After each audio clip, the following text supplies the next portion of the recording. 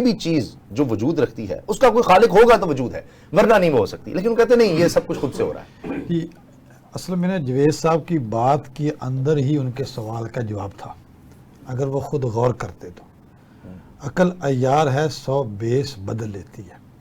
ہمارے جو الہادی دوست ہیں وہ یہ کہتے ہیں کہ جو کائنات میں زندگی ہے، جیسے ہم انسان ہیں، یہ ایک ارتقاء کا نتیجہ ہے کہ پہلے یک خلیہ جانور تھا، پھر کثیر خلیہ ہوا، پھر ریپٹائلز آئے، پھر انسان، پہلے بندر آئے، پھر انسان آئے. اب پچھلے 2,500-3 ہزار سال سے انسان کا وجود اس سرزمین پہ موجود ہے نا. اب آگے پھر اور آگے کیوں نہیں جا رہا انسان؟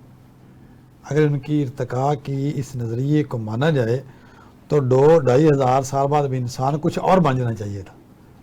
تو انسان تو کچھ نہیں بن رہا، انسان ہی ہے. ایون دو کہ ہم نے جو پرانی ممیز ڈھونڈی ہیں ہزاروں سال پرانی، وہ ہمارے طرح کے انسان ہیں.